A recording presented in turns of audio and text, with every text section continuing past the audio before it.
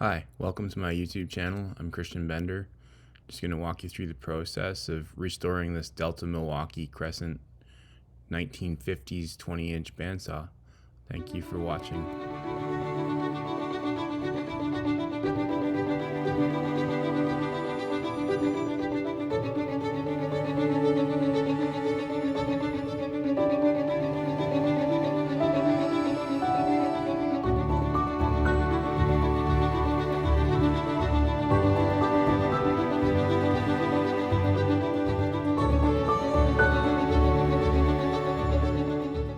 This bandsaw was being sold by a woodworking company that had it in what they called their tool graveyard. Don't know if you can tell from the video, but there's just a ton of glue on it, and the bandsaw is in quite tough shape. The motor had fallen out of its motor mount. Down in the bottom housing, it looked like they'd probably been using it after it had quit working as a place to fill their glue pots. There was just glue wiped on it and splashed on it. It was just, it needed some love.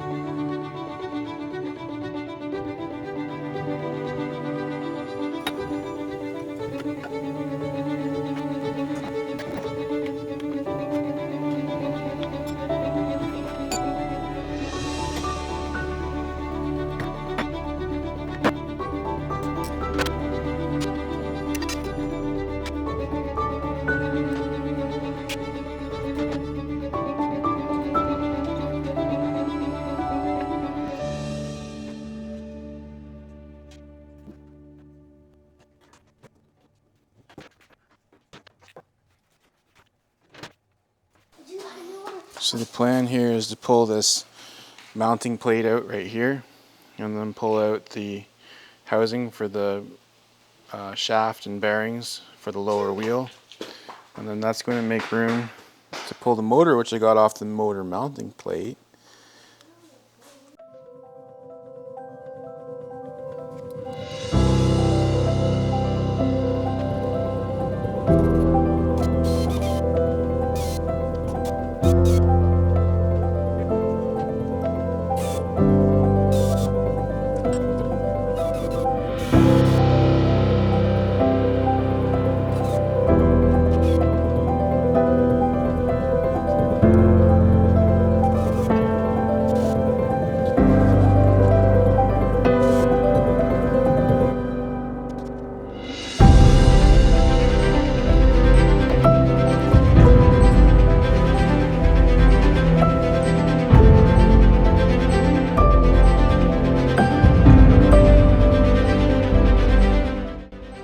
Once everything was taken off the unit and I was able to circle where all the additional holes had been added to the machine over the years by cords and switches and just different things that people had drilled holes for, I took it to my cousin's and he was able to weld those shut for me to prep the machine for painting. We did have to use a little Bondo then just to clean up over top of the welding, and then sandblasted all the parts and then primed and prepped for paint.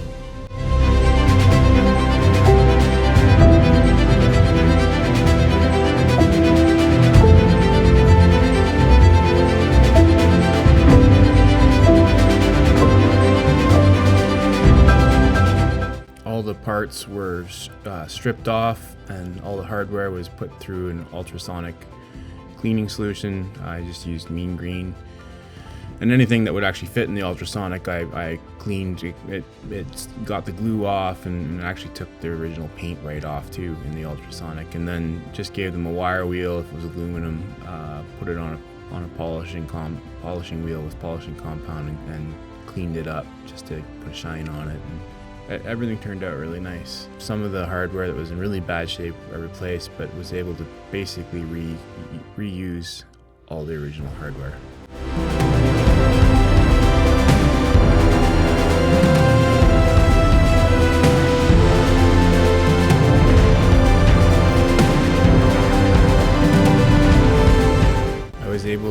find a Delta fence from approximately the same time frame as the bandsaw, and brought it home and disassembled it, went through all of it, cleaned all the hardware up, was able to actually find parts that were remanufactured for it on eBay, and painted it all up and reassembled it. Again, put all the hardware through the ultrasonic to prep them for reassembly. And this was off of a table saw, so I did have to cut the fence down a little bit, which was wasn't too difficult, and it worked out great. The specs for the fence are right in the bandsaw manual, so I knew exactly how large to cut it to make it work.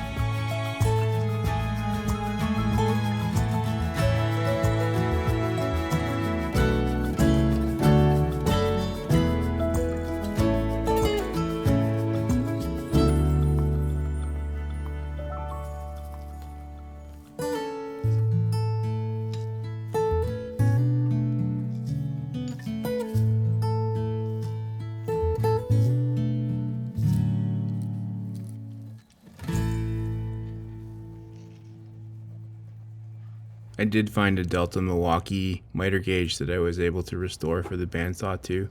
It was kind of a nice touch. This was the original bolt that went through here that came with this. This is an eBay find. So I'm gonna throw that away. I found these at my hardware store. They're 1/4 by 1.5 inch flat head screw, and just sort of with cordless drill and a little belt sander, modified it to be the tapered head, 8/32 going into there, with a shoulder for going into the cast of the main body. So that drops into there, leaving a shoulder to go up into there. It's not obviously machinist quality, but it's a lot better than this.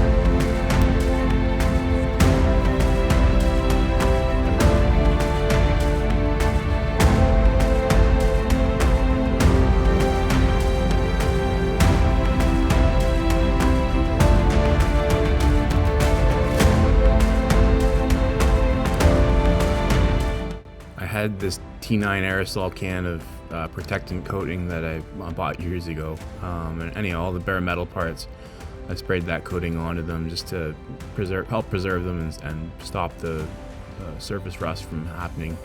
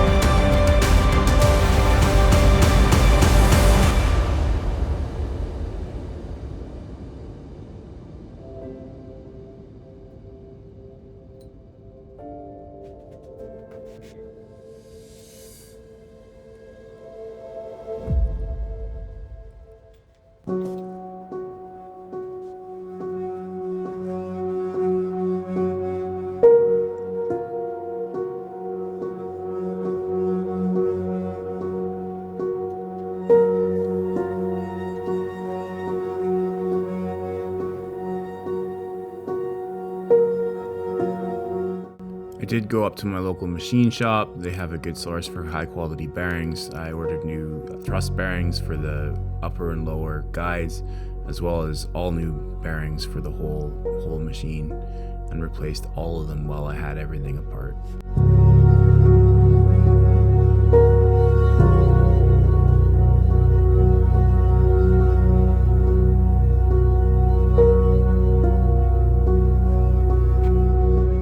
This dust port does have to be adjusted for your doors to close properly. I did put the aluminum throat plate on it and cut the slot for it, and then realized that the door was catching on it and I had to move it over, which messed up the slot I cut in the new aluminum throat plate. Just bear that in mind when you install that. Make sure you adjust it for your door closing before you set that aluminum throat plate in it if you replace it.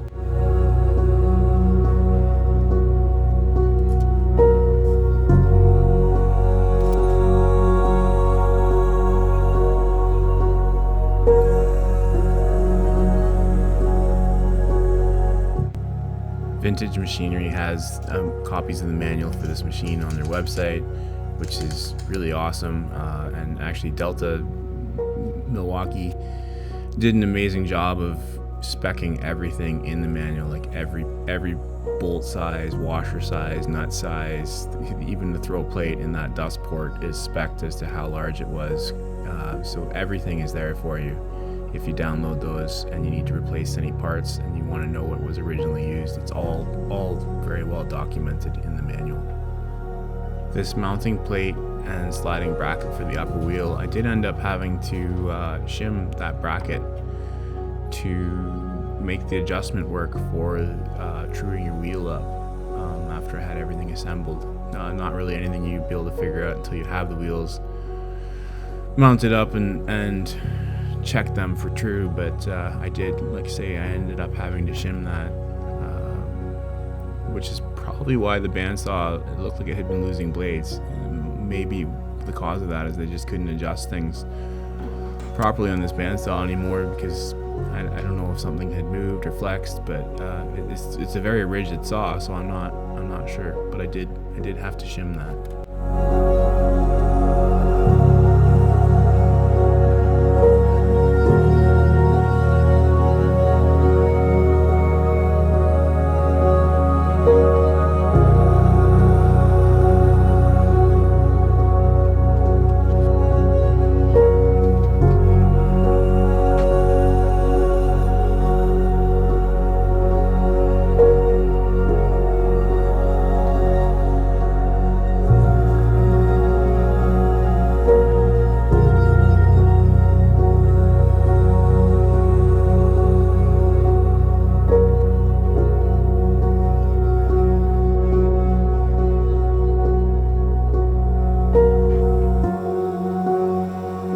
Don't really need this table on right now here. I'm just setting it because I had to wait on parts for for a few weeks. But I just got it out of the way and well, made a spot to store some stuff that was for the bandsaw on top of. But this had to come back off again then for truing your wheels up and all of that.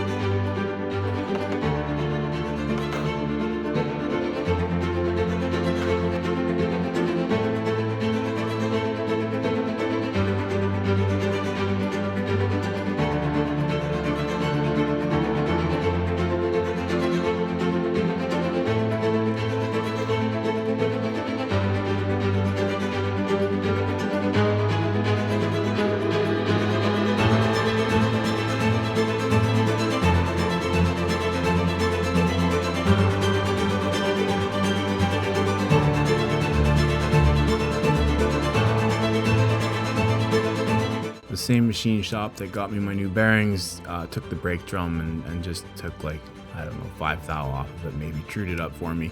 It was quite gouged up from the original brake shoe, I guess. The brake shoe, I was able to chip it off and clean up that part of the metal, and then found new brake lining and JB welded it onto the brake arm.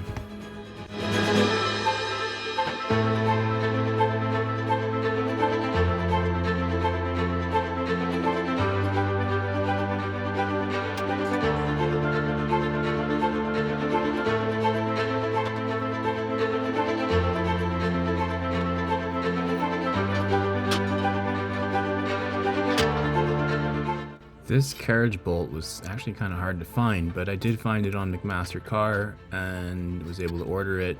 Cost probably more than it probably should have, but nobody had anything that matched the original carriage bolt as far as like a smooth shank and then just threads so far on the end. But I was able to get pretty much exactly what I needed, and then found rubber washers that were the exact size of the outside diameter, the originals, and then just had to drill them out a little larger to fit, to replace all the rubber washers that would have originally been on it. The original bolt was quite mangled and stuff was missing, but again, the manual had all the details and was able to source what I needed and make it all how it should have been. Once you have everything in place and before you set the motor, make sure that tapped lever for the brake, that you get that set screw tightened right up before you mount the motor, because once you get your motor in, it is quite difficult to tighten it up if you forget to get it tight enough. Talking from experience there.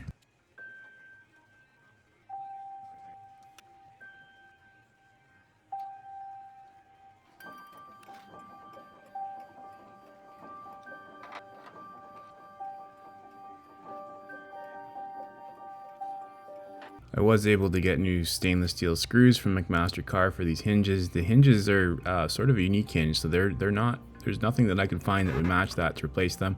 I just cleaned them and reinstalled them. They were all in reasonably good shape. But the screws from the blades, the bandsaw losing blades, some of the heads were quite quite messed up, and then there was a couple screws actually missing too. So McMaster-Carr was a good source for finding some of the different hardware I needed for this machine.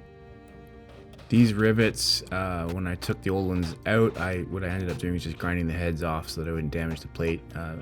Sometimes you can pry the machine plates off. Most of the time you end up damaging those aluminum plates.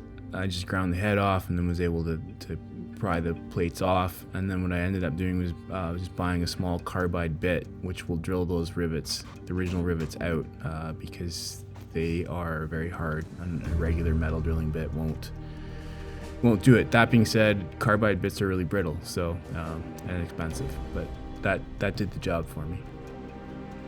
I went with Blue Max tires. From what I could tell from reading specs, they were one of the closest to the original Jiffy tires that were on these aluminum bandsaw wheels originally. They're a bit of work to get on. It takes a bit of ingenuity and effort, but I was able to get them using some screwdrivers and working them on. And then you want to take your screwdriver and work it around the wheel then to even out any tension that's left in the tire. It's a bit of a labor of love, but you just work away at it. The other reason I chose these Blue Max was if you go with a thinner tire, there's problems where the blade won't line up with the blade guides properly. It puts things out of whack. They also come with these were the grooved wheel for the Jiffy tires, and these Blue Max came with the groove and the urethane to lock them onto the wheel. So that was another reason I went with this particular brand.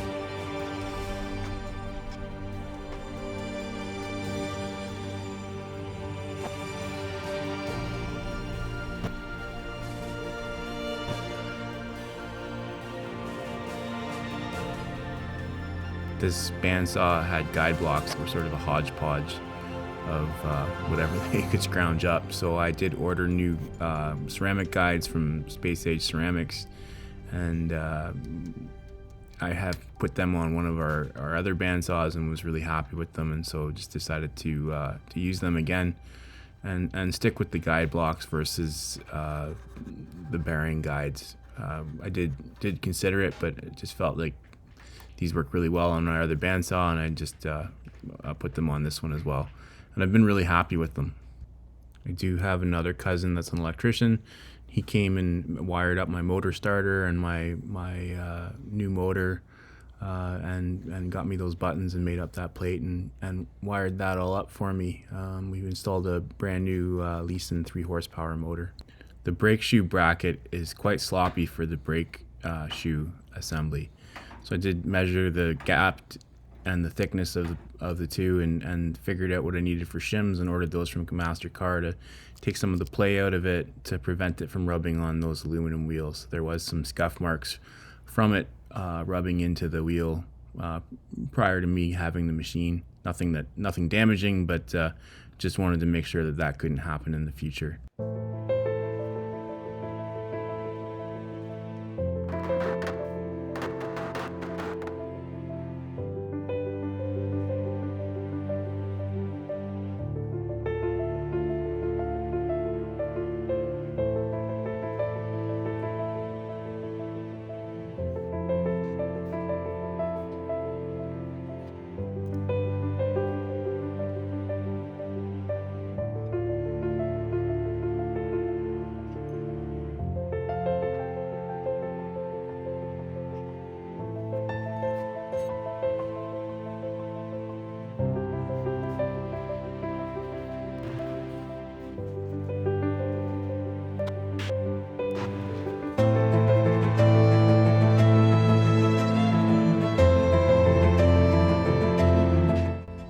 Installing a new 1-inch blade.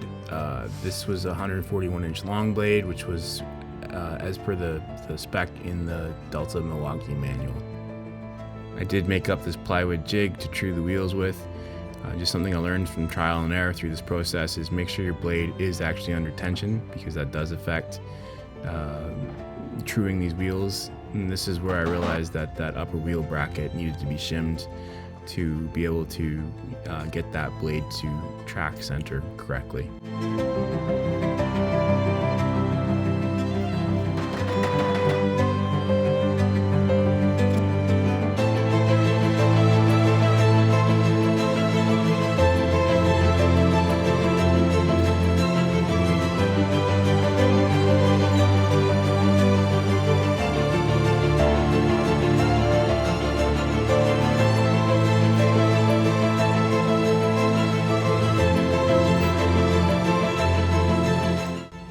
Again, when you're setting this throat plate, bear in mind that dust port will likely have to be moved when you set your doors. You may want to set a door first and then align that dust port prior to setting that aluminum throat plate for the blade, or you will end up with a little bigger slot than you maybe would have preferred.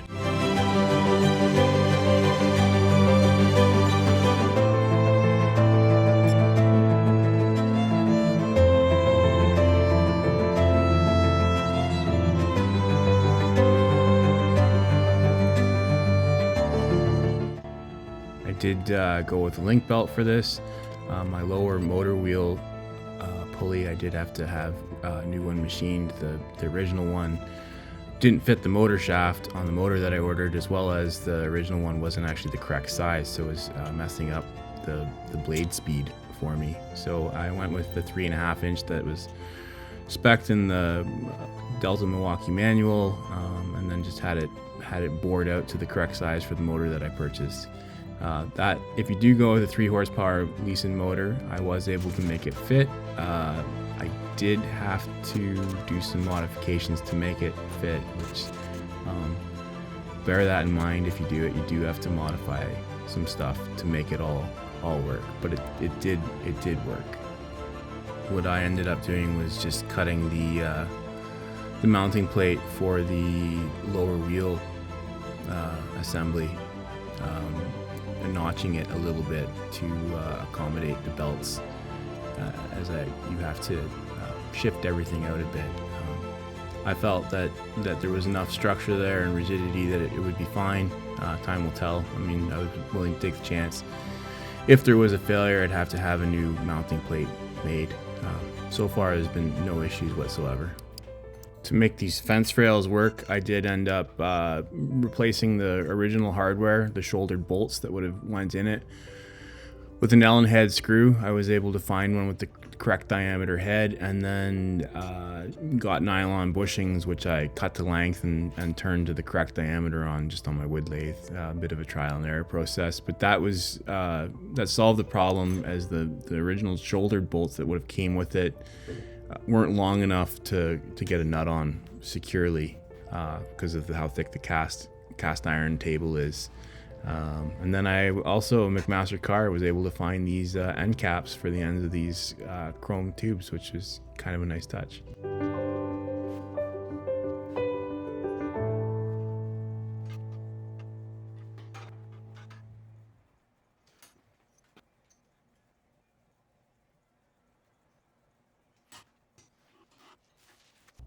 Here's the finished product. Super happy with how it turned out. The 3 horsepower motor really handles what I'm throwing at it quite well. Maybe would have considered trying to fit a 5 horse in, but I was cutting 5.25 inch black walnut with it, no problem whatsoever. It handled it very, very well with a good sharp blade.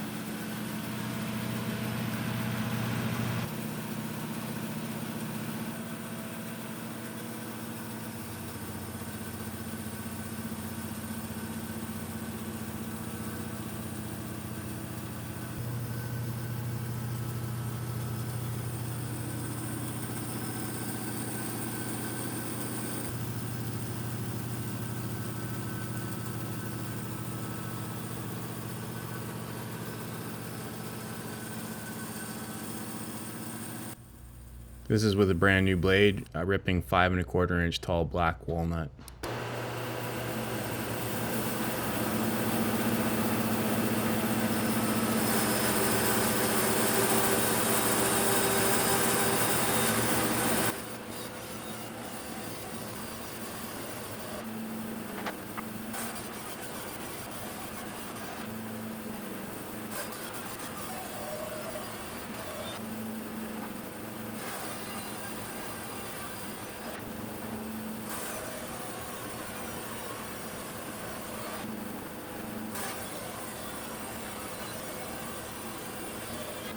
If you made it to here, thank you so much for watching. Hope you enjoyed. Have a great day.